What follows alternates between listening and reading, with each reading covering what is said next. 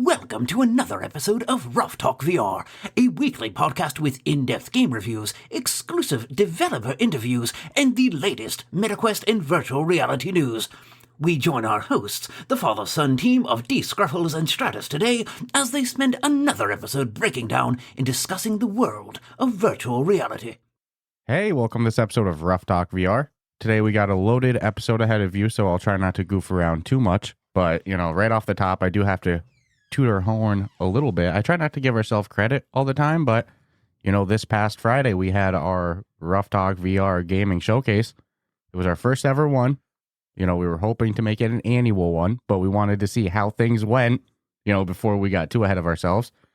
And you know what? For year one, I'm very, very happy with how everything played out. I agree with not tooting our own horn with things. But milestones. Yeah, this is a different one. That's when I think you deserve to occasionally be like, hey, I feel like we did good. Yeah, we did something special. Yeah, man. What would the build up to it, how fast everything actually time frame wise, 3/4 of a year flew by. Yeah, we first talked about it in summertime. Yeah. And then to sit there the day of as the countdown timer was going on. The amount of, just adrenaline, a little anxiety.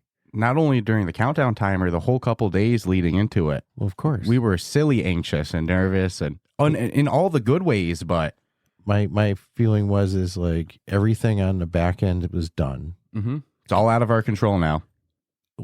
Confirmed 10 times over, to almost an upsetting amount of time. Watched it 5 times in big screen. And then... together, you're watching it go down with everyone else. But no, it was good. I'm happy for us. You're happy for us. We peaked at 100. The feedback has been really positive thus far, so of course we'll do it again. Yeah, we peaked at just under 193 people watching at the same time, and right now we're floating just under 4K views on it. Huge props to Combat Waffle Studios for blasting it out in the Ghost of Tabor Discord. Almost 100,000 people in there, man. Yeah, I feel like that definitely helped. But huge thank you to all of our sponsors. I know I've said it ad nauseum, but got to give them the love. Shell Games is our premier sponsor of the showcase. Beyond Frames Entertainment, Combat Waffle Studios, Sin Studio, Field of Vision, Walkabout Mini Golf, Thomas Van Bowel, Impact Reality XR, and then all the developers that participated. That was a fun time. We had said that the date of our next year, 2025, will be March 7th, 2025. So stay tuned for that. Definitely. At 1 p.m., correct? Well, I had said at 1 p.m. and then you had kind of floated. Maybe we should. Well, it's funny because after I said it, I'm like, okay, my concern is the, European audience. But then I'm like, 1 p.m. here is 7 p.m. I know in a lot of spots, they're 6 hours ahead of us, depending on where exactly in Europe. But I want to target more of the people who are at work. But if we did it at 5 p.m. or 4 p.m. then it's no good for the European. No, we're asking you to stay. And there were some people who were watching, it was 2 a.m. where they were. So I don't know. I like 1 p.m. Maybe we run a poll. Maybe we do something like that. We'll figure it out. But definitely 1 year poll. March 7th, 2025. So stay tuned for that. And huge thank you to everybody that tuned in, watched as well. Beyond Frames went crazy. Yeah, they were dropping keys in the live chat.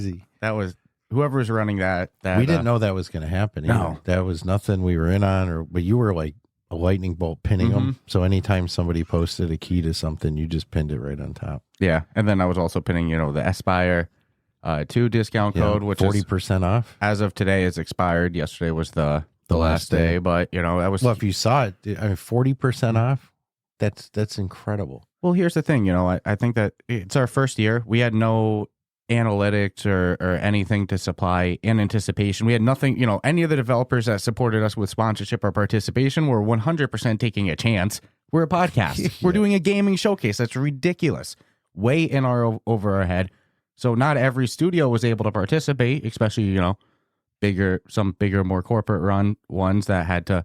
They need analytics, and I get that. Mm-hmm. So this was kind of our year to cement our place in the showcase game. I get it. And now 2025, I'm hoping that there's no questions. I'm hoping that, we have that full support. Yeah. Oh no, I have some. I guess I shouldn't air the questions on air. I have questions for next year because it's I feel like anyone who supported us, Huge thank you to everyone that did. The loyalty factor with us is always huge. Yeah. In I won't forget it. That's for sure. In business world and in real life, it's one and the same. So it's like, shouldn't those sponsors have an opportunity before anyone else? Oh, absolutely. And again, it depends on if, Shell Games had something huge. That's something to we'll announce. talk about. Yeah. We'll figure that out. But so it's a weird conundrum. Well, not only sponsorship, just in participation. It was a success. Yeah, it depends on if you have something. But it was a success to me, success to you, and again, feedback was good. So I look forward to next year or the next one. I'd love to be doing a couple a year. And look, you didn't catch it live. It's on YouTube now, so go watch it. The Ruff Talk VR Gaming Showcase. I think we outdid ourselves a little bit for the first year. I'm pretty proud of ourselves. Huge thank you to fellow VR content creator Steve Knows as well. He commented some nice stuff this morning on the video. Seems like a really cool dude. Yeah, I appreciate that a lot. It's cool to get. I always love getting the fellow love from the VR content creator community. I know the Between Realities folks, they started their new season of their podcast on the same day as our showcase and gave us some love for that. Called us out to come on to it as well. We got the full on air call out. So I think we got to take advantage of that soon. So love to see the support from the developers, the studios, and also just the VR community as a whole. Love to see it. And stay tuned for next year. But some other big news of last week on the same day as our showcase, the Apple Vision Pro did come out. Dun, dun, dun. Obviously, we don't have our hands on it, but overall, if you're one of the bunch that can afford a $3,500 tech piece, overall, it seems pretty positive. I know that there's been some negative things of like comfort and stuff like that. But it looks like people are having a lot of fun with it. It's Apple, so they kind of have that cult following. Yeah. They'll help normalize Apple Nights. Yeah. So, look, the reality is it's not tech for me at this price point, but if it normalizes VR to a crowd that would have otherwise been skeptical or not open to it, hell yeah, let's do it. I look forward to future cheaper ones, but at this rate, I'll be skipping the Vision Pro for sure. Watching with a watchful eye, but hopefully they stick around in the VR industry. Hopefully it grows things big, but, still can't really beat that price point of the Quest 3 for the working people like me and you. No, I mean, it's all to me use factor as well as, if 1,000 were sold, I would assume there's at least 5 that are more of a decorative piece in the house because it's like, an exclusivity. It's on the white pedestal. It looks nice. I've got it next to my other Apple product. Your walls are white, your furniture's white, everything, your rug is white, everything's white. But the reviews have been, like I said, positive, but it's been, I actually saw something really funny because they're selling a very expensive carrying case and it didn't take long for people to find out that the Quest carrying case fits. Yep. It was much cheaper than the several $100 one. I even saw people tweeting. They're like, "I'm sorry for ever talking crap about your accessory prices, Meta. The Vision Pro accessory prices are definitely a premium." But dude, if I was Coach or Louis Vuitton, don't you think I'd be making carrying cases for it and stuff specific because the market is so huge? Correct. That's the market of Quest 3. It's like, I mean, I'm not really like high fashion guy, but if I could get an affordable Louis Vuitton carrying case for my Quest 3, do you not think I would? I can't even stop smiling. It's just so funny. That's funny. But it's a market that I think that some of the high-end developers, fashion designers aren't really marketing on, but they could be because and I know the last thing you want is something that says like Coach or something, but if it was for a Quest 3 and it was reasonably priced, you wouldn't mind having it, right? So it's a market we'll see pop up, I'm sure, one day. It's just funny that you're going to spend $3,500 $4K on a headset, and you're going to balk about the price of the carrying case. So you're going to go on the cheap. It's just funny. Yeah, but not much else to say because we don't really have firsthand experience. I don't know nothing. But officially, another player has entered the field. It's cool to see Apple in it, and something I was saying to you off air. Besides the fact of it grows the VR industry to a new consumer market, it also does force Meta to be like, maybe it's things that they've already worked on, but they gotta push things out to a consumer level. They were dropping videos and stuff right the day before the release. Correct. So Apple on the iPhone 15 they already Pro, had that planned, man. right? On the iPhone 15 Pro and iPhone 15 Pro Max, I believe it is. Sometimes the exact iPhone models are getting kind of Xbox level confusing. But you can record what they call Xbox, bro. What they call spatial video natively through the iPhone, which is pretty much like a VR, 3D video. And the plan was for those to be viewable just in the Vision Pro. Didn't take long for people to figure out how to, transcribe them and then, play them natively on the Quest. And then the day before the Vision Pro came out on February 1st on the public test channel for version 62 of the Quest software. So coming soon to everyone, but right now in the public test channel, they rolled out support for viewing spatial video the day before. And it was funny. People were like, oh, you're copying Apple. And then Andrew Bosworth's response on Twitter, he goes, what are you talking about? We went live with it first. Yeah, what do you think? You think we just developed this yesterday? But here's the thing, Dude, that was so gangster. They had that plan, though. If the headset wasn't going to be released until February 20th, that video would have never come out until February 19th. But they were going to chase that. But now it's brilliant. Apple being in the market really pushes them to innovate in that kind of way. I love to see it. So let's go. It's going to make the entire industry better. I bet you if Meta was in full support of color pass through before, now it's probably doubled down that they can never put out another headset with black and white pass through after the Vision Pro comes out. I don't think they would. And then one of the few things that people are going crazy with the Vision Pro is the user interface. That's something Apple is very known for, is always having sleek user interfaces.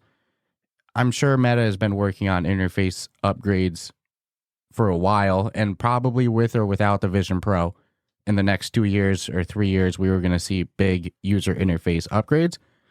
But I'm pretty confident now with the Vision Pro out, I bet you on the list of priorities, user interface just went up. And who does that benefit? The consumers. Now it's like it's full steam ahead. So I don't have any issues with the user interface with my Quest 3. No, because I'm used to it. But I could see if what's the point and click is a problem for people. It's just not. I just don't understand. Like what are we? Like I said, I've never, like, from the first time I turned my headset on and saw a logo, I was pretty impressed. So maybe I just don't know what I'm missing. Is what I'm trying to say. Correct. And I don't own a Mac. I own an iPhone. Yeah. They do a good job with their phone market. And that's pretty much it for Apple. No, I have one of those tracker tags for lost products. Yes, I have one of those in my wallet. So I do have one of those. It's very nice. So I don't know what I'm missing. So yeah. So what I'm saying is, like, I'm cool with that integration that Quest is going to do, because I'll just go for the ride. It's not like you're complaining. No. As now. It's only going to get better. No, dude, I just point, even with my hands, I can just click. So I don't, Yeah, it's funny. Which to me reminds me of a phone. There's always been people who are negative on laser pointers in VR, which I get, but it's very natively understandable to me. It works. I always use a laser pointer in real life on like a whiteboard and stuff like that. I've done presentations in my life where you use them. Laser pointers. It's a real thing. Laser pointers aren't the worst interface in the world. And if I could point a laser pointer at a projector in real life and go click and it would move the slide, that would be even 10 times better. But my point being, I think Apple being in the market for us as Quest users is going to force them into doubling down on upgrades, and it's going to be a nice time as a consumer. Things are going to get real good. Everybody wins like this.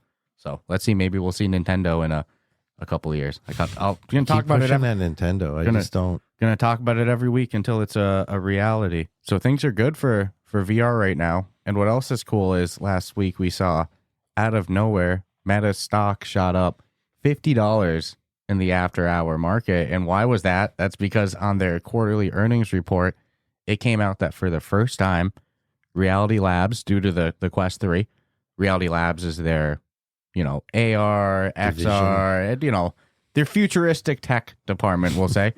For the first time, it passed over $1 billion in revenue.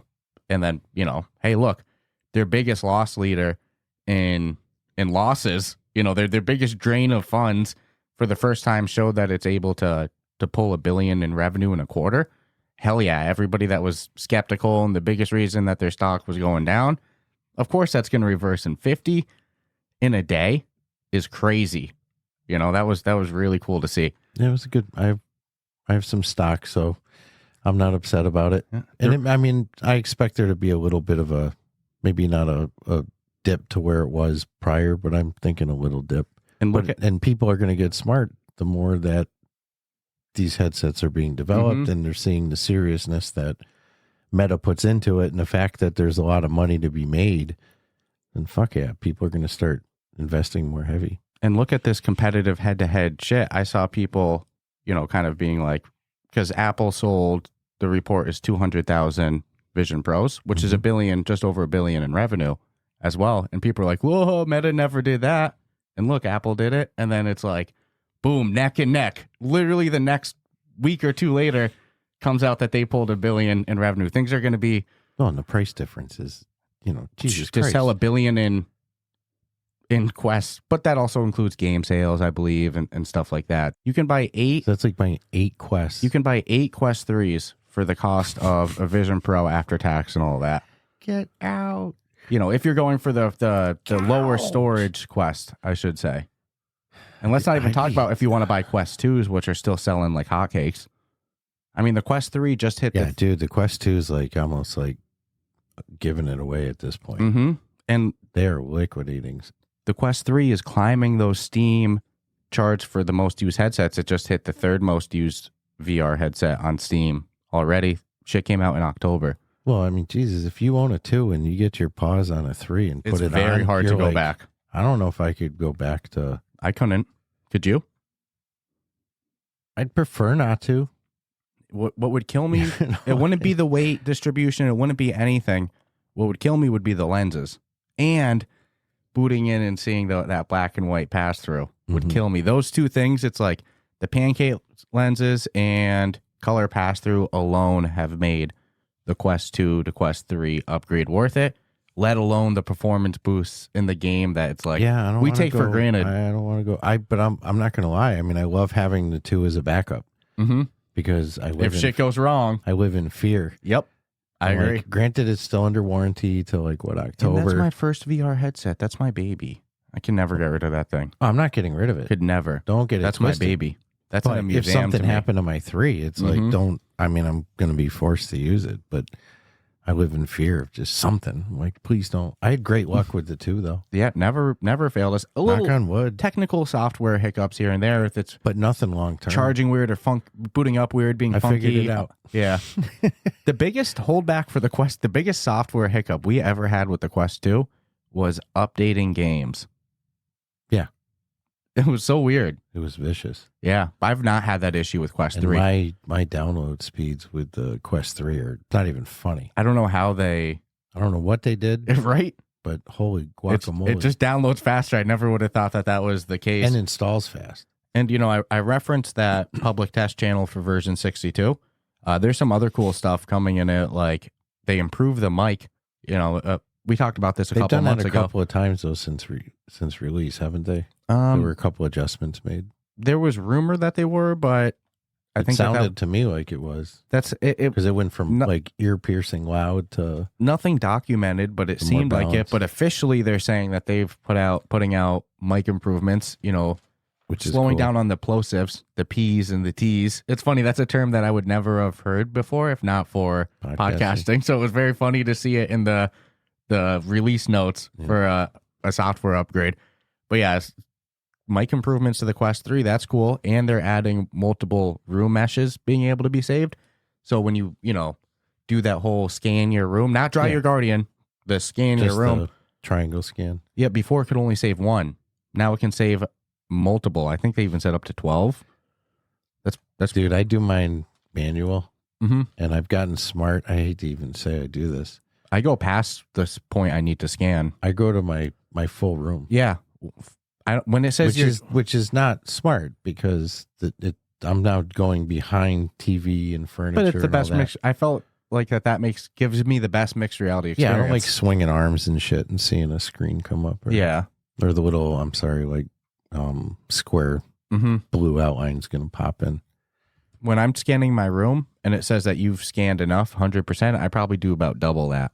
Screw that. Let's go all the way around. Like, I ain't fucking playing. You know, cool stuff. You know, sales are good for the Quest 3. Everybody's winning right now. You know, people are positive about the Vision Pro. Well, I say that, but layoffs and shit, so I apologize for making it sound like that's true. I'll say that's something that we should Apple is doing well and Meta is doing well, but there's a lot of video game a lot of video game layoffs. There's almost been as many video game layoffs in 2024 as there was in 2023. Yep. And we're in February. Yep.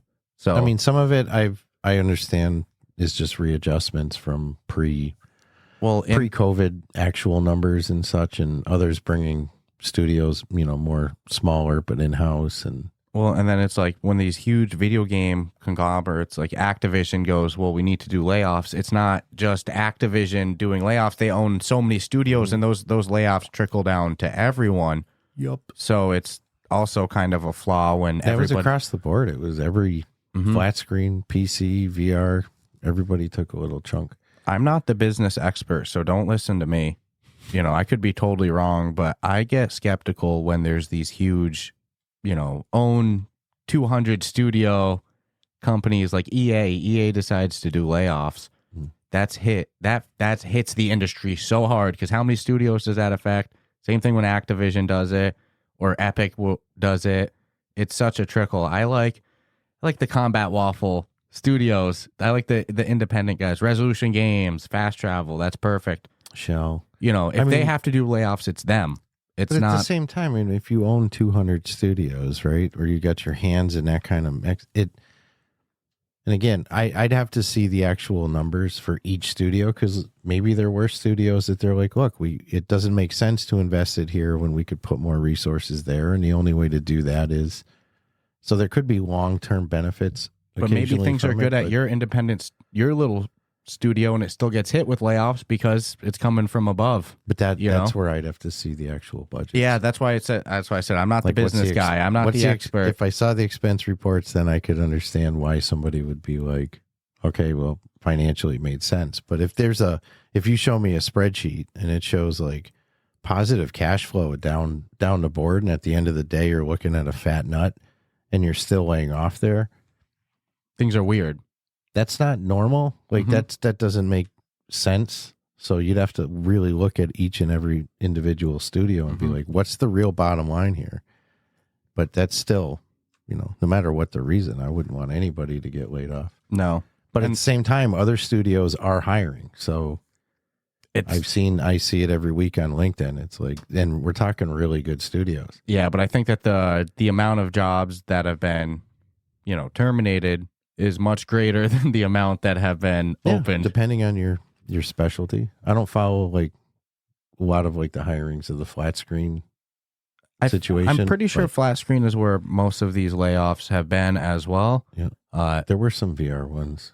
Correct. Like Wemo Games went under, you know, that Tom. One's still weird. Tom in our Discord, you know, if anybody's looking for a great VR developer. Did he post a picture today or yesterday?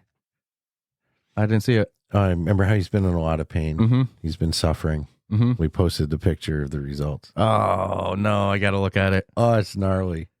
Passing kidney stones. Yeah, it's gnarly. Oh, man. But if you need if anybody's on anybody. If anybody's looking for a great VR developer, Tom was one of the ones that worked on Battle Bows. You know, he was affected by the Wemo Games shutdown. Yeah, it's really unfortunate because Battle Bows has only been out for a little while. And then they dropped Micro Machines, which wasn't his. I don't think he worked on that at all. His focus was the Battle Bows.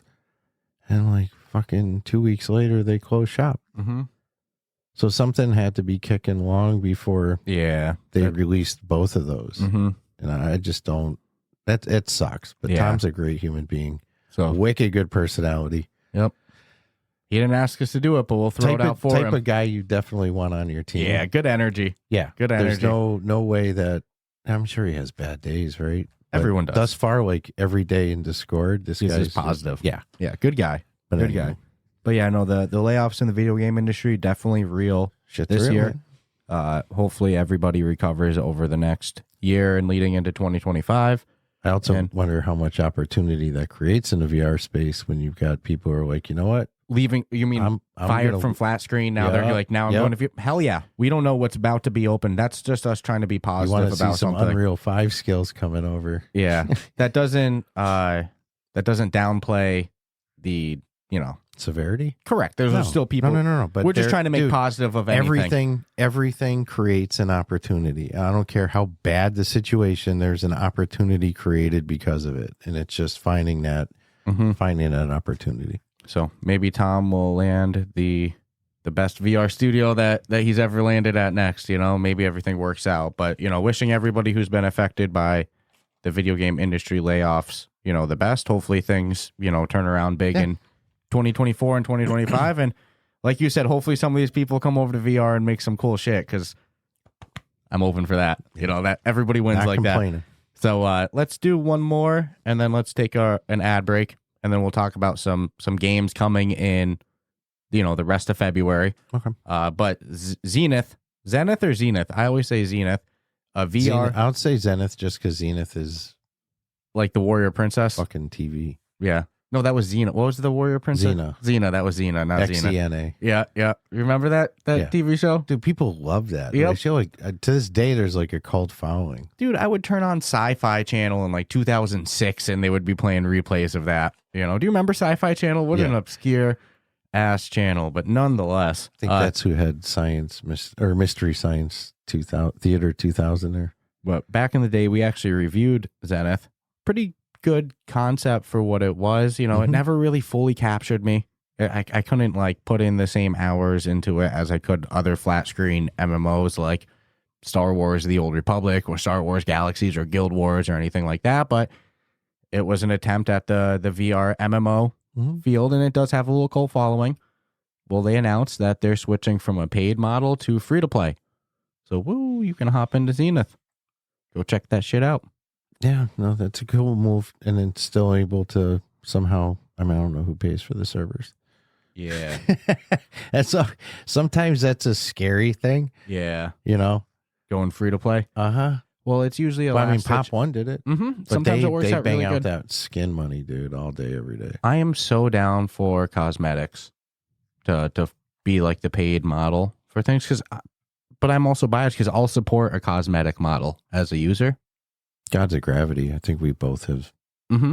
Not only do we do the Founding Fathers, but we bought some cosmetic or some mask or some shit. I don't know if it was called Founding Fathers. No, I'm just saying because it goes to Tabor, but that's another one that wasn't free to play, and we still bought Founding Fathers, which is paying off as one of the best long-term purchases I've ever made in VR. Every time a DLC in Ghost of Tabor comes out, I'm like, oh yeah, so glad I just spent that money back then. As one has gear fear, sometimes I have Founding Father fear where I'm going to log in and not get something. Do you ever not take some of your DLC stuff, even though there's going to be a wipe and you're going to get it back? What do you mean? Like some of the stuff that you've gotten from DLCs for free, like your John Wick gear or your UWU gear. A lot of times I just leave that in my kiosk. I don't even grab it, even though I'm going to get it back. Only thing I don't take is gold. Yeah, like the Golden Deagle and the Golden Spoon. I can't find my Golden Deagle. Yeah, I feel so bad for you. I don't understand what happened. I see it right in my kiosk. I can't in a million years think I took it. It's possible. I'd remember, but dude, you'd remember unless it was in a dark, shaded area and I just grabbed it. You know what? Maybe it did. I'll find out on the wipe. Yep. But nonetheless, if I don't get my Deagle back, I'm gonna cry, man. Yeah. You know what? Let's do one more too. Let's do one more quick. Where what was cool? I saw you playing it in my kitchen. The day of the showcase. Walkabout Mini Golf launched in beta. Yeah. The Pocket Edition on iPhone. How could I not get it? Of Walkabout Mini Golf. You can play Walkabout Mini Golf on the iPhone. Yep. Just iPhone. No Android support yet. They said in social media working on it and stuff. But I remember when we interviewed Lucas Martel, earlier last year. He mentioned it. And he just said it was Walkabout Mini Golf, Mighty Coconut, they self-publish. And there's a lot of device variety on Android. So it's much more of a QA, overhead in terms of making sure that it's bug-free and compatible with all the different Android phones than it is with iPhone, where things are much more, This is the iPhone 15. This is the iPhone 14. This is the 5. Yeah, Yeah, it's very much easier. But although you can make stuff to not run on older models. Yep, for Androids and iPhones and stuff like that. So, but it does sound like that they're open to the idea of an Android version of it. But for now, just iPhone, and it still is in beta. Yeah, they clearly tell you like work in progress type shit. So, but it's walkabout mini golf. There's the courses, but I thought you were gonna play it with like your finger on the screen, and then you would flick. That was like how my brain was going. But you play it like you're really playing it. Yeah, you said you had to like turn on because I haven't played it yet. It needs your camera for what reason I don't really know. I honestly don't know. But yeah, you have to like. I mean, maybe you're not supposed to. I don't know. I hold my phone straight down, so I'm looking at it horizontal, aimed at the floor. And you can turn it and look up at the course and stuff to see where you're supposed to go. It's not like in VR where you get this full view. You're not flying around or anything. You're not walking around. You can putt, kind of chase your ball, and then stand at your ball. But yeah, you like swing your arm like you're really putting. But man, then you can adjust the power and shit. But it's hard, right? Yeah, there's admittingly a learning curve. But I'm talking like 3 minutes of but you know how it is. If you're competitive, it's like 3 minutes is 3 minutes of screwing up. You're kind of like, what the hell? But yeah, now I can just pick it up and just go, okay, but just tap it and the thing it'll do well. It's a lot harder to line up shots, but it makes sense, right? Because you're in mini golf, you're holding the club in your hand. Here you're looking at it but so far the course looks beautiful. It's freaking insane. Yeah, it's cool. It's really cool. They're doing it. They're freaking doing it. The pocket edition of Walkabout Mini Golf. Yep. It's available and it works. I've parred a bunch of holes. I came under par in a bunch of holes. So I'm excited to see when they officially like out of beta it and like, because knock on wood, I haven't had any bugs. Not yet. No. So I'm real stoked to see where it goes. And they've got, I think, 3 courses so far that you can play. So cool stuff from Mighty Coconut. Walkabout Mini Golf on the iPhone. Never ceasing to innovate and always. I don't know. They're crazy. Those crazy freaking coconuts. Literally covering every base there is to cover. I mean, they do the soundtracks now. I believe they do merch. Yes, they do. They do their DLCs. Coconut store. Yeah. They have a podcast. Their Walkabout Talkabouts. Yeah. Oh man. Remember when I didn't know what the name of their podcast was, and I'm like, "Oh, dude, it would be so cool to have a podcast." And I said the exact name, edited it. You're like, "That's the name of their podcast." That's exactly and you're like, what they're really? called. And then I went to their website, and it was like, "Yeah, Walkabout Talkabout." That was freaking hilarious. Can I spend some walkabout money for a second? What's that? Something. That's what I call it. I'm gonna spend walkabout money. I brought it up to you while playing a course, and you're like, holy crap, man, why have we never mentioned this before? But Willy Wonka and the Chocolate Factory. Yeah, that would be insane for Walkabout Mini Golf. How could they not? Think of how colorful it is. Sweetopia was I get it. Attempt at I get it. One could argue we've already done the candy thing. Get the hell out of here. But you haven't done the Willy Wonka thing. And think of like the different things that were in the Willy Wonka. You have that like gravity room when they drank the soda and they're floating up to the ceiling. You've got everybody remembers the scene where the person got sucked up through the pipe. There's so many, and each scene is technically different hole, right? All the way to the very end where you would take off out of the sky so I challenge them to do Willy Wonka. So. Yeah, that would be a good one. Can't disagree with that. And I can't even imagine how awesome that music would be. I can hear it in my head, just how it would be. I love Walkabout, man. I love the music for Around the World. They crush it with quadrillion days with the audio stuff. But we got a loaded day ahead for recording. We got two interviews to do this weekend. So let's take our ad break and then we'll come back and we'll wrap up the rest of the news. But like always, before our ad break, I'd like to give a big shout out to our Patreon supporters on our on-air shout out tier. We have Amelia, Mike Morbid, a new one, Garson, Earth Witness, Asim, Jake, Crispy, and Shoes. Shoes, big shout out. I gave him a shout out for this the other week, but he did some graphics for our showcase as well. Yep. Now Did a that great things job. went well, it's an even better shout out. It's when you had joked like, wow, what if things go bad? You already just put them on the spot. Right? Oh, It's like, yeah, oh, because fuck. you like, hey, the graphics were made by. And it's like, And Carson was like, stealing every Beyond Frames key. he was like, He was quick I on think it. we brought it up in the post live we did. I'm Mhm. like, that's the dude you want to go into like a server with Mhm. if there's shit to be given away, because lightning fast was getting shit. Yeah. But real cool dude, joined our Discord, was real talkative in the live chat. Mm-hmm. So grateful for his addition to the on-air shout out. Yep. And a lot of those people were in the showcase live chat as well. Crispy popped in. Earth Witness dropped some membership donations. That was weird. All I see is the green across. Dig. Amelia dropped some donations as well too in there. So wicked cool. Thank you to all of our Combat Patreon. Waffle. Well, Yeah. Scott specifically. Scott, Beyond Frames, they dropped some donation love as well. That was really cool.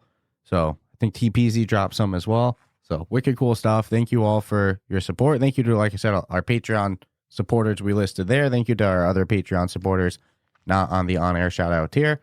Like I always say, thank you to all of the listeners that tune in to us and listen to us ramble about VR week after week. You guys are all awesome. Our Discord, that's the place to be. If you haven't checked it out yet, go visit the link in our show notes. Go join an awesome non-toxic community full of great VR discussion, food discussion, book discussion, book clubs, movie shit, game you name it. meetups, off topics, selfies in real life. flat screen stuff, pretty much just a really cool community of like-minded VR peeps. So go check out that stuff. If you enjoy the show, subscribe, rate us 5 stars, like it on YouTube, share it with your friends, scream it from the mountains. Like I said, if you really enjoy us, you can join the Patreon, give us some love, working on getting those PC VR gaming PCs. Well, That's our you know what's happening this year. Yeah. Like we said, we have to get 2 at the same time. Yep. So that's our pledge with Patreon and YouTube donations. So pretty soon we're getting closer. It's cool shit. So yeah, don't I'm forget, excited. we'll be back after this ad break. So stay tuned for the rest of the VR news. Cheers to the new year from our friends at Manscaped, because your resolutions shouldn't be the only things that are well kept. 2024 is the time for new heights, new opportunities, and a new look for your Times Square balls. Manscaped's Lawnmower 5.0 Ultra is every man's cheat code to look good, feel good, and turn the next page of confidence for this year. Whether you're looking to maintain a trim or go for that clean-shaven look, this trimmer has you covered. Trusted by over 10 million men worldwide, now is your time to get a grip on your grooming with our exclusive offer. Go to manscaped.com and use the code RuffTalkVR for 20% off plus free shipping. Happy New Year and happy new balls. Introducing the MVP of 2024, Manscaped's 5th generation lawnmower. It's not just a trimmer, it's your grooming sidekick. Equipped with 2 skin-safe blade heads, a standard one for taking a little off the top, and a new foil blade to go smooth wherever your heart desires. It's like having a personal stylist at your fingertips, or, well, whenever you need it. And did we mention it's waterproof? Because a trim in the shower is the only way to start the day. And for my men who want the full grooming experience, look no further than Manscaped's Performance Package 5.0. In this grooming kit, you get the trusted lawnmower, Manscaped's ear and nose hair trimmer, and essential aftercare products with the Crop Soother, ball aftershave lotion, and a crop preserver anti-chafing ball deodorant. As a gesture for the new year, they even threw in 2 free gifts, the Boxers 2.0 and the Shed 2.0 toiletry bag, because they know good, and well, we know you're still rocking your Boxers from high school. Let's face it, resolutions might come and go, but a well-groomed you is here to stay, thanks to Manscaped. Get 20% off and free shipping with the code RuffTalkVR at manscaped.com. Because nothing says Happy New Year like a deal that leaves your balls and your budget feeling refreshed. Embrace a new you, and definitely embrace a new trimmer, courtesy of Manscaped. And we are back. So one more piece of news, and then we'll get into a bunch of games coming out later this week, or that dropped with the Vision Pro too. How about that? So Microsoft Teams announced that they are supporting 3D meetings, immersive 3D meetings, and you can join them in VR from your Quest. So Microsoft Teams is one of probably the leader in like collaborative workplace Getting stuff shit done. Yeah. for corporate work. A lot of people I know use Microsoft Teams in their day-to-day work. and now to be able to join it in VR from the Quest, that's kind of a no-brainer. It should have probably been there for a while, but this Meta Microsoft partnership keeps growing. Yeah, they're doing it slowly too. I It's was like going to one say thing. they're not in any means just dropping the Nope. whole bag on everyone. They're just one thing at a time. Cloud gaming support for Put your Xbox on it. Yep. You can do your Microsoft meetings on Teams. it. Yep. So it's- Excel's coming in. yeah, Came in you flat can do your screen. spreadsheets on it. Yep. So it's slowly growing. Yeah. I love it, and it's eventually going to lead to the day. And did I not talk about this in like the first 6 months that we started the podcast? I've been saying it for years now. The end dream, and it's the best way for Microsoft to compete with Sony for VR, and it's the best case scenario for Quest, is to be able to use your Quest on an Xbox to play higher powered VR titles. Yes, sir. That's because the Xbox is that's the end vision. the Xbox X specifically can more than handle running VR. It Is just can't. at least what I've read. It just can't. I can't prove it. It just can't. It's it not just can't. compatible. To. I'm sure there's some dudes who And- were, or girls who are able to wire that shit up. And I 'Cause think- there's always some outlier, but I think it wouldn't happen on a currently existing Xbox console, but the next Xbox console, have the VR port. why not? Probably have to be wired, To me, this is where this partnership is but I'm going. not upset about it. Why would you not eventually do it? Everybody wins. Use it as a cloud device to connect to PC VR titles. People's Xboxes would be heating up, I would buy an Xbox tomorrow if I could play PC VR games through it. right? Because then I own an Xbox too. So it's like it's such an easy sell. They honestly could be waiting for a library to get big enough to justify it because they know they're not going to be able to hit Steam market, right? Well, I mean, Because that's really what would the true marriage is the Steam Meta Mhm. and Xbox marriage. Now you're looking at the triple threat, running Steam games. but that's a lot of egos to get into one situation. I'm just talking as a dream for the best case Oh, scenario yeah. for the consumer. Oh, you know, dude, man. yeah. man Oh, yeah. Let me No, that would- fantasize. Let that me would- fantasize. then that would do it. Let me fantasize. If you could Oh get my Steam, goodness. Microsoft, and Meta into a meeting and go, look, it's not even about the money. This is about Because the headsets futures. would sell like candy. Oh, Xboxes would God, sell like dude. candy. Steam would be selling games like candy. Yeah. Everybody and, would win. And Meta would be selling games like crazy. Oh So my goodness. There's not one downside to that. Mm-hmm. And they could still all be competitive in their own way, but Because there would be times too you'd be like, dude, I'm gonna play Walkabout Mini Golf. I'm not gonna do it through the Xbox. I'm just gonna do a standalone. yeah. But when you I'm want gonna to play Spire 2. I'm just gonna go throw it on. and then ready, oh man, Meta Studios could actually make a VR game specific to The Xbox running on the Xbox. Everybody's winning, baby. Yeah, that would. You're right. That's a dream team. And okay, have we not been talking about this for? I mean, I remember bringing I this know. up but back to reality. 2 years ago. I know. For now, Still waiting to play but- Flight Sim in VR. but we are getting these little trickles of like I said, now Microsoft Teams. It's happening. Who knows what's next? So cool stuff.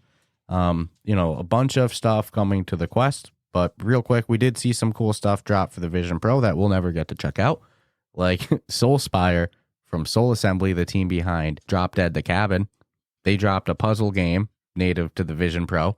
Synth Riders and Puzzling Places both created versions specific to the Vision Pro. And an app that I think should exist natively for free on the Quest. An app, maybe not this specific one, but a type of app like this. It's called Game Room. It's made by Resolution Games. And it just features a bunch of, checkers, chess, Yeah. Solitaire. All those games. And something like that should be on the Meta Quest for free. And here's my logic to it. But if Microsoft did it, it would. And I remember being a kid, and there was always that like stereotype of an older person that, everybody knew some older person that played, whether it was an aunt, an uncle, Solitaire. a grandparent, Solitaire all day, or Minesweeper, those free games. And those created PC users, correct? I mean, that kept those people's on the headset. Imagine if you're like, yo, grandma, check out my headset, and you're going to throw her in what? Oh, I don't like this. You throw her in Solitaire, dude. She's playing Solitaire in mixed reality with a Meta avatar friend that she know. It's like you could do it with hand tracking in mixed reality with Meta avatars for free on the headset. That should 100% be included in meta headsets, in my opinion. I think it would help retention a lot. People boot up.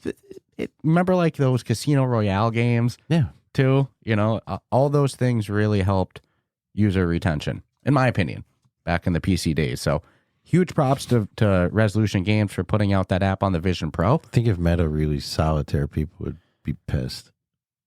Not if it was just free. Because people are pretty critical about weird shit anyways. Yeah, but there why am I looking at a flat screen card game? There should What's be VR about this? There should be a free game room app natively when you boot up your headset for the first time, where it incorporates meta avatars, basic card games like chess, or card games, basic games like chess, checkers, solitaire, and incorporate the best of the Quest headset. That's pass through, hand tracking, and the meta avatar multiplayer social integration.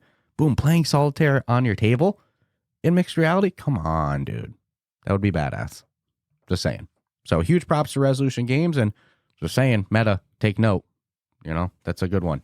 But we do have some great games coming this month, like a hyped one that was supposed to come out last year but was delayed. Stranger Things VR is finally coming out February 22nd. So really not far at all. Couple weeks. And what's cool about that's not one of those days that's loaded up with releases. In a moment, I'll list a whole bunch of releases coming in February. Then we can kind of talk a little bit more about different ones, but February is a stacked month for VR games, and a lot of these dates have 2 to 3 games all on the same day. It's kind of a little intense. There's 29 days in February this year. Let's take advantage of it. Yeah, we all know my feelings on stacked releases. Somebody's getting shot in the foot. It's like, let's hear who it's going to be. Can games only come out on a Thursday? Is that what's going on? Come on, drop it on a Tuesday, drop it on a Monday. A lot of Thursdays in the year. So Stranger Things is kind of on an offset day. It doesn't fall on the same day as every other game, so that's really good to see. But a whole bunch of games coming out this month. On February 1st, so it's already out. Project Demigod from Fast Travel Games came out. Definitely excited to check it out ASAP. It's just things were so crazy with the showcase, but we've been having a little too much fun with underdogs. But we'll go into our backlog very soon. And then another one called Rogue Stargun also came out on February 1st, which is like a space dogfighting game. You put it best. You said 50-50. Could go either really good or it could be... Yeah, I'll have to play to really give an opinion on. The trailer showed potential. Did it sell me 100%? No, but I definitely have to check it out more. So that one also came out on February 1st. Coming out this week on February 8th, we have Border Bots, which is it looks like an Alchemy Labs game with a little bit more realistic graphics. You play a border agent for robots. It's kind of how I maybe fairly or unfairly compared it to it, but it seemed like just definitely influenced, without a doubt. It seems like it, right? I mean, I would be crazy. So that's why I was like, well, now I have to play this. Yeah. If I interviewed them and they were like, yeah, Job Sim and Alchemy played no influence on us, I'd say, don't bullshit. Let's be real. It definitely, you never know. Definitely did.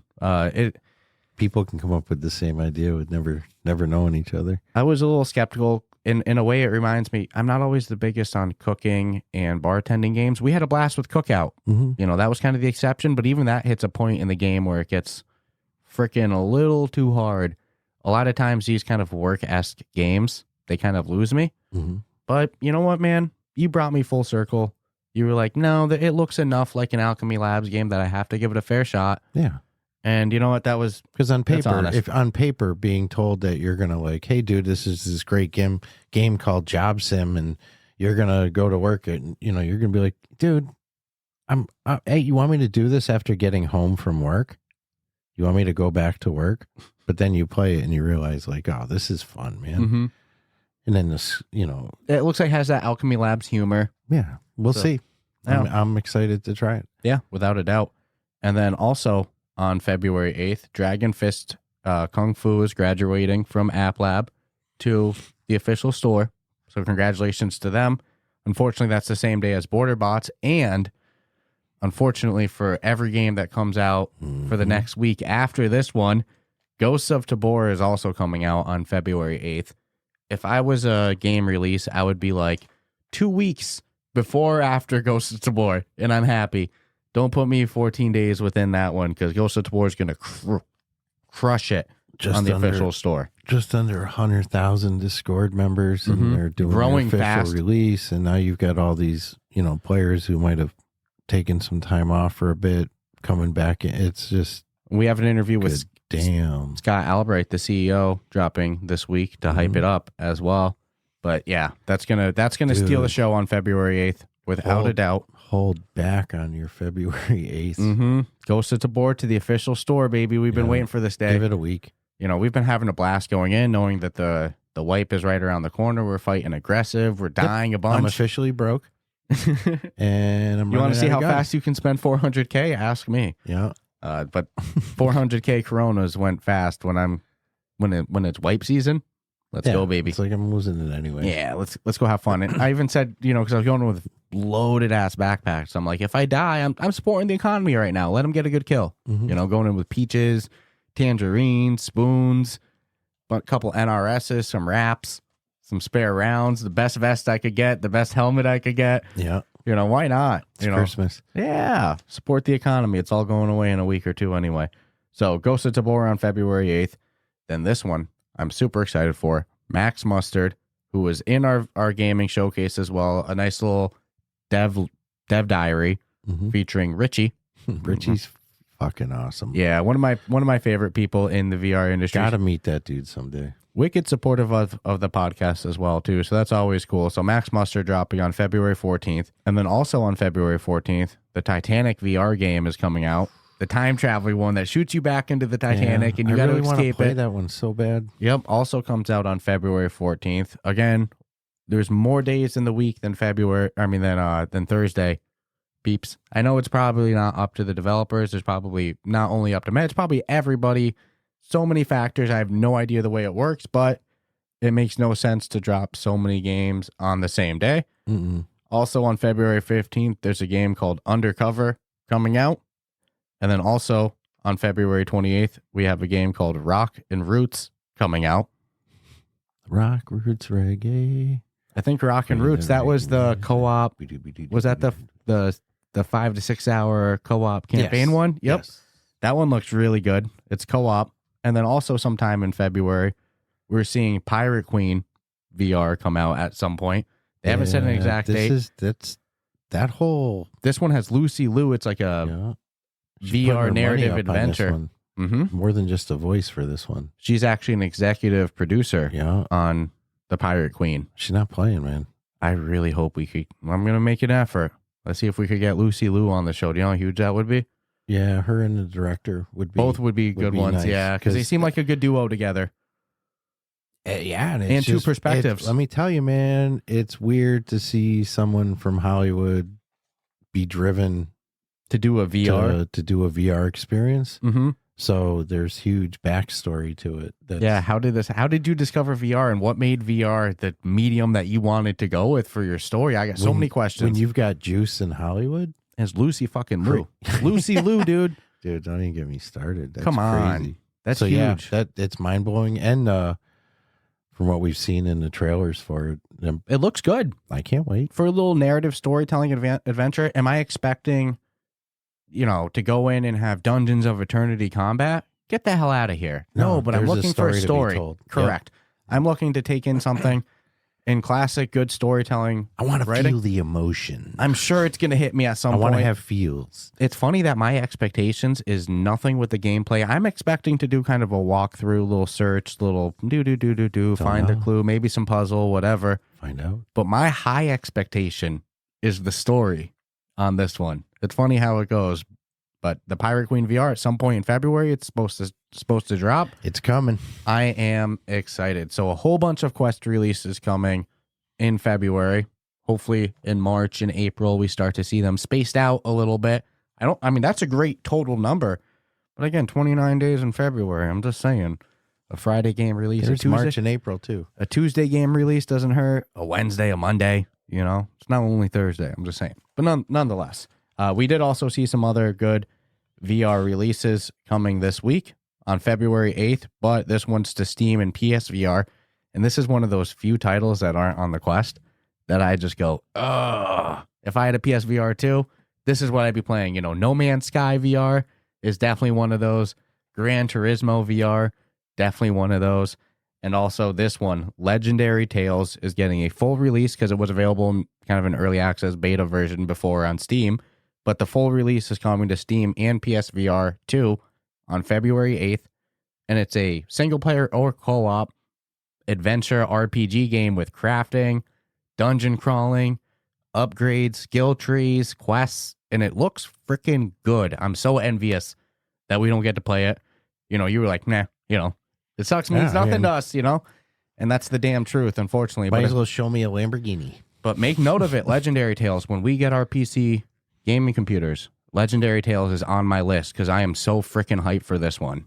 You know, I think that this would be one of those that I would have to like, you know, hey, dude, we got other things to review. Like, we got, you know, let's play some other things, you know? It looks freaking good. For now, Underdogs is kind of doing that for me. For Roguelite, I got to beat it. I got to beat it at least once. What happens after I beat it? We'll see. But start over. You know, we got Underdogs for free. I will make that disclaimer that was we got an early access very little before it came out. But for the cost of Underdogs, dude, we've gotten so much fun out of it. It's blown my expectations out of the water. I was even saying off air, like, if after we beat it, there's no more replayability, which I have a feeling I'll probably go back in still. But even if we didn't, it's money's worth with how it is right now. Then you go, well, let's see what their pipeline is. Let's see what their roadline is, the roadmap down the line too. Yeah, I've yet to hear, like, and there's obviously futures with it, and I can already tell they're going to add new shit to be upgraded. New upgrades, yeah. New characters weapons. To talk to. Yeah, so I love the little choose your own adventure, text adventure aspect of it. They came out of nowhere and just slayed. They did great, man. The voice acting in it, the dialogue. Boom, book, man. It's like the English. You got the English. The Jamaican with it. It's like an English Jamaican. They did a great job. Which is a thing. And I give credit on the accent and the voice acting on it. I like when it's the text writing and they say, for brother, they say brada. Brat. They say BRATTA. Yep. Hey, brada. Brada. They do such a good job. Man. And it's not my jam for music. It's not music that I would listen to. I would own that soundtrack in a heartbeat. It fits the game, so I'm jamming to it. Dude, I'm jamming to it. Yeah, dude, they crushed it. Yeah, dude. And if you go to stream the game, though, be careful. You go to make videos for it. There's a streamer mode button on it. So it seems like some of the tracks are probably copyrighted or dude, whatever. Every track on there is copyrighted. So if you go to stream it, hit streamer mode. It hasn't happened. We haven't done it or anything, but dude, the soundtrack is freaking good. You get flagged all day for playing that music. That music is good, though. And it's not my cup of tea for music, but... And it's adult themed from the start to the end, There was even one that you were like, whoa, they dropped that. bomb. Yeah, they dropped the C word. C word bomb. But then I went... I'm like, doesn't it fit the universe, though? Well, fucking 1,000,000%. So it's artistic. That's art. Tattoos, you know? cigarettes, vulgarity. If anybody had any offense with it... It's a hard society going on there. Exactly. It's an artistic representation of... I mean, like, if they weren't talking like that and doing that, it would take away some of the realism of it. There was like some moments we go... If they were all fancy. Like, shit's real out here. Yeah, they and it's funny because they do it like comic book style with the, different sections. It's not like live acting and all that shit, but it feels perfect. Yeah, I'm not usually down for the comic books. You're like, oh, jeez. No, it's art. They did a... And even though I know some of them are the same shit over and over, like the intro, I still read the same intro. Isn't it amazing, though, that you can do the same run, you do a new run, and there will be different cut screens that come up, and the hails are, different choices to trouble. make. Yeah. You can steal. And then after each run, you're going to unlock new people to talk to who are going to, like, I want to know the devs talk just like the fucking people in the game. Like, dude, I'm the voice actor. I'm King. This is just who we are. The guy that plays King's voice, the guy that's in your ear, your brother, that you're trying to get. You piece together. They don't really explain the whole backstory of what you're doing in the beginning. They give a little lore, but you really figure out the lore as you advance. You go through. Yeah, and you're like, all right. They give you enough to saving my brother. Saving my brother.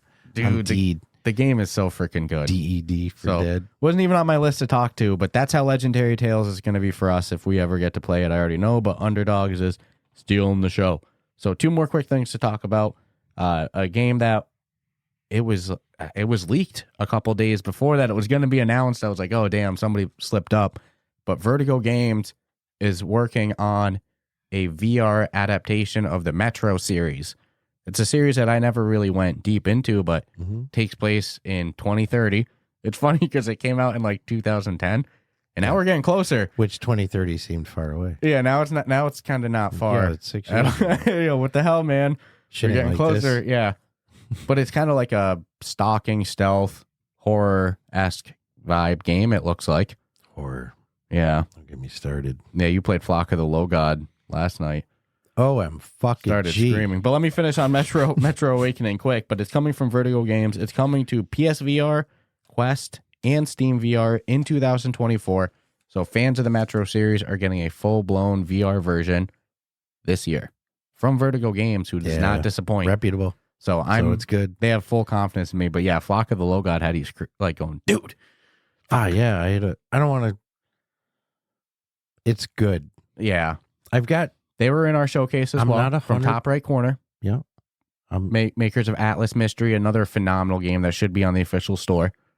Got maybe some concerns with some of the voice acting, but I don't know 100% yet. Well, it's still in very early access. I'm on a cusp of like, well, it's just It's early access too. So I just have to see where it goes. But holy shit, dude. I legit got scared and my heart was like thumping. Yeah. And I was like, alrighty, pick this up tomorrow. For anybody that checks out Flock of the Low God as well, it's not finished. It's still in early access. It's still being worked on. They even did an update last week. Fucking fantastic, dude. But definitely getting your interest right off the top too. Oh man, and I was playing it at night.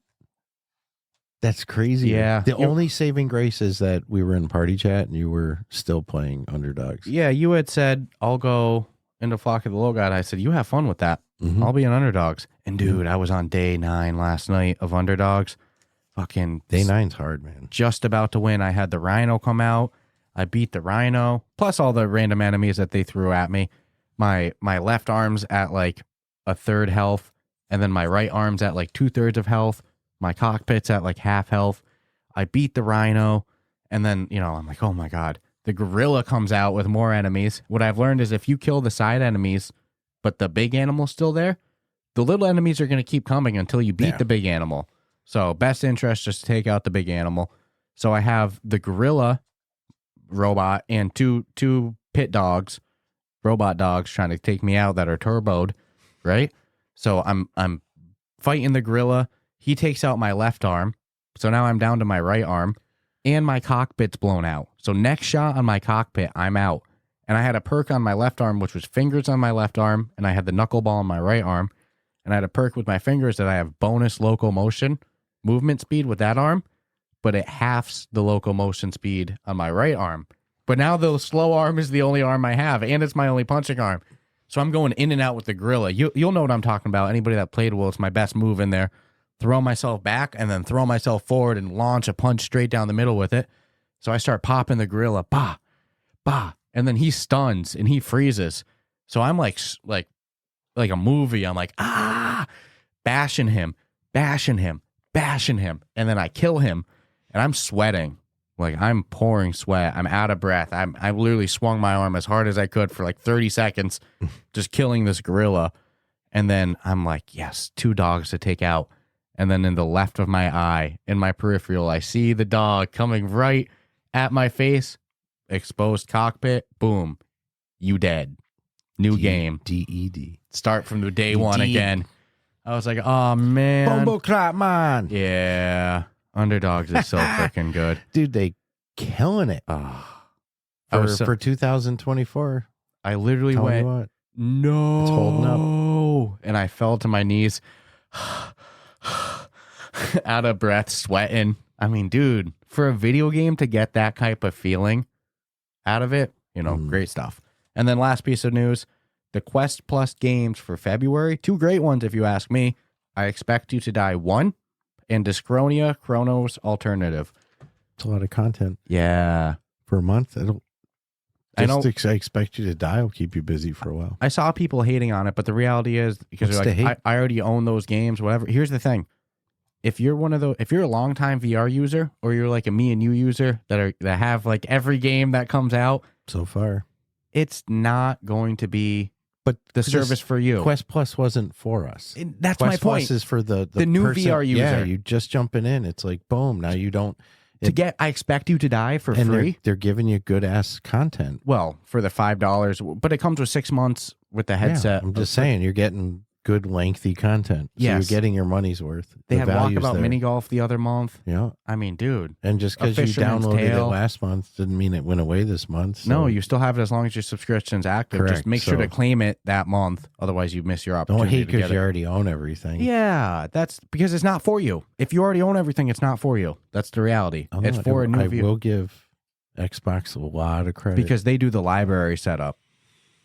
Well, that and they will drop on their Game Pass New free games. just came out. Oh, what's the Mhm. one with the really Outer World? Is that it? Oh, I can't remember. Dude's wicked sarcastic. Just came out like months ago. But they Oh, wanted this was like a year ago. yeah. I You know, the one I'm you're talking about. It was Dude is wicked funny. it was wicked vulgar. Oh yeah. Everything is like trippy. But I was like, didn't this just come out? Like literally just came out. They do that with sports games a lot too. You know? So cool stuff. Hopefully the Quest will be to that point. But right now, Yeah, if you ask me, I'm not upset. I'm just helping the cause. the Quest Plus to me is for new VR users, and to have I Expect You to Die That's on there, fantastic. that's a great one. Just tell me, how do you not buy 2 and 3 right after? Yeah. That's why they're smart to drop that one. Unless you get real frustrated. And I think Discronia, is just chapter 1 of it. And Okay. there's, I think, 3 chapters. So it's 2 games that are really good, Keep you busy for a while. really good. And you're probably going to want to get the rest of them after it's all said and done, too. Especially I Expect So. You to Die. So that's all we got today. Again, been having a blast with Underdogs, but a whole bunch of great stuff coming out in February, Underdogs. including Ghost of Tabor. So hyped for that. Congratulations to Combat Waffle Studios. Beyond Frames, Guys are crushing it. Beyond Frames Entertainment, their publisher. Again, one of our sponsors for the showcase. They were, again, in the live chat of our showcase, crushing it. That was really cool to see. Shell Games was in there. Shell Games was in there. Shell Games crushed it. Shell Games did a great job of having that trailer so well polished, man. 4-minute developer deep dive of Silent Slayer appeared exclusively on the Ruff Talk VR showcase for the first time. Mhm. And then afterwards, I started to see it make rounds like on the Meta YouTube channel. It was posted there, as well as Shell Games YouTube and stuff, but it premiered for the first time on the Ruff Talk VR showcase. That was wicked cool. And then I saw it get some coverage from Upload VR, Road to VR. So I'm just so grateful for everybody Yahoo, that tuned Fox News, CNN, No, no. MSNBC. Technically, CBS. technically Yahoo, because Nick Sutrich from Android it Central. got picked up by the carryover. into Yeah. Huge Part of props their to Guanatu in our Discord, Nicholas Sutrich. He's one of the writers over at Android Central. He put together an awesome article in the lead up for the gaming showcase. So that was really cool. We got some official news coverage, man. Our name in Upload VR and Road to VR. That's really cool. Feels good. Come on. This was the first time for VR content creation. I felt like I was competing in jiu-jitsu. I had that feeling of like the day of where I was like, dude, we don't need to be doing this. We could be doing just regular content. We're in the creator program for the Meta Quest now. Things are good. We don't need to be taking chances. What if this showcase goes bad and we embarrass ourselves? We just needed to do our podcast. Why are we even doing this? That's all I kept thinking. And then the day of, my pits are sweating from here to here. My whole shirt covered in sweat. And then it's all said and done, and I'm happy I did it. It was an interesting experience to say the least. But thank you so much to everybody that tuned in. Supported us on our first ever gaming showcase. I'm excited for next year. Like I said, if you enjoyed today's episode, subscribe, rate us 5 stars, join that Discord, check out that Patreon, click that like button, smash that like button. Smash that like button. Comment, tell your friends, scream it from the mountains, and stay tuned for later this week with an interview with Scott Albright, the CEO of Combat Waffle Studios. Every time we've ever had Scott on, he drops some goodies. So let's see what's around the corner on this one. Sounds good. Check you out.